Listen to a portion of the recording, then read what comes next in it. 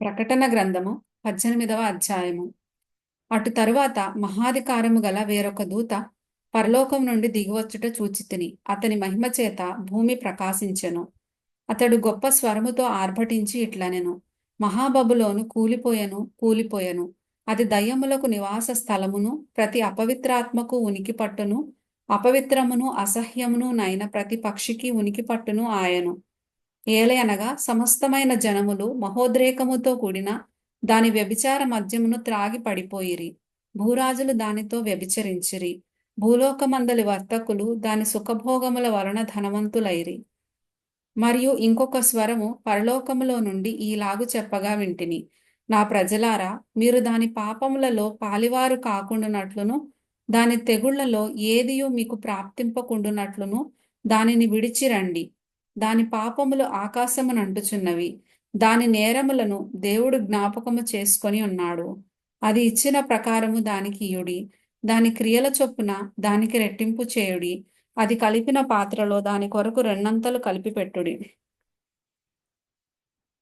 అది నేను రాణినిగా కూర్చుండుదానను, నేను విధవరాలను కాను, దుఃఖము చూడనే చూడనని తన మనస్సులో అనుకొనెను గనుక, అది తన్ను తాను ఎంతగా గొప్ప చేసుకొని సుఖభోగములను అనుభవించెనో అంతగా దానికి దుఃఖమును కలుగచేయుడి. అందుచేత ఒక్క దినముననే దాని తెగుళ్ళు అనగా మరణమును, దుఃఖమును, కరవును వచ్చును. దానికి తీర్పు తీర్చుచున్న దేవుడైన ప్రభువు బలిష్ఠుడు గనుక అది అగ్నిచేత బొత్తిగా కాల్చివేయబడును. దానితో వ్యభిచారము చేసి సుఖభోగములను అనుభవించిన భూరాజులు దాని బాధ చూచి భయాక్రాంతులై దూరమున నిలువబడి దాని దహనధూమమును చూచినప్పుడు దాని విషయమై రొమ్ము కొట్టుకొనుచు ఏడ్చుచు, అయ్యో అయ్యో, బబులోను మహాపట్టణమా, బలమైన పట్టణమా, ఒక్క గడియలోనే నీకు తీర్పు వచ్చెను గదా అని చెప్పుకొందురు. లోకములోని వర్తకులను ఆ పట్టణమును చూచి ఏడ్చుచు తమ సరకులను అనగా బంగారు, వెండి, రత్నములు, ముత్యములు, సన్నపు నారబట్టలు, ఊదారంగు బట్టలు, పట్టుబట్టలు, రక్తవర్ణపు బట్టలు మొదలైన సరుకులను, ప్రతి విధమైన దబ్బమ్రానును, ప్రతి విధమైన దంతపు వస్తువులను, మిక్కిలి విలువగల కర్ర, ఇత్తడి, ఇనుము, చల్వరాళ్ళు మొదలైన వాటితో చేయబడిన ప్రతి విధమైన వస్తువులను, దాల్చిన చెక్క, ఓమము, ధూపద్రవ్యములు, అత్తరు, సాంబ్రాణి, ద్రాక్షరసము, నూనె, మెత్తని పిండి, గోధుమలు, పశువులు, గొర్రెలు మొదలగు వాటిని, గుర్రములను, రథములను, దాసులను, మనుష్యుల ప్రాణములను ఇక మీదట ఎవడునూ కొనడు. నీ ప్రాణమునకు ఇష్టమైన ఫలములు నిన్ను విడిచిపోయెను. రుచ్యమైనవన్నీయు దివ్యమైనవన్నీయు నీకు దొరకకుండా నశించిపోయినవి.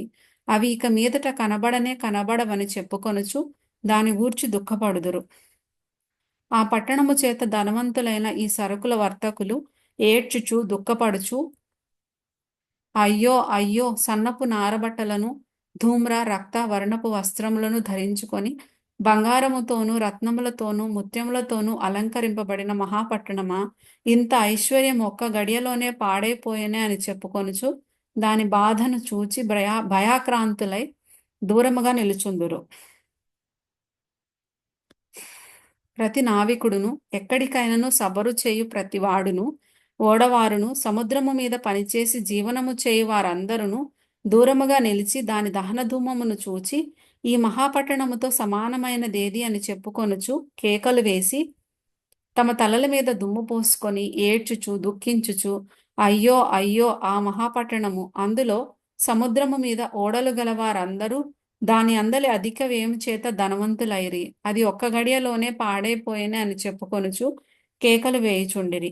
పరలోకమా, పరిశుద్ధులారా, అపోస్తలులారా, ప్రవక్తలారా, దాని గూర్చి ఆనందించుడి. ఏలయనగా దాని చేత మీకు కలిగిన తీర్పుకు ప్రతిగా దేవుడు ఆ పట్టణమునకు తీర్పు తీర్చి ఉన్నాడు.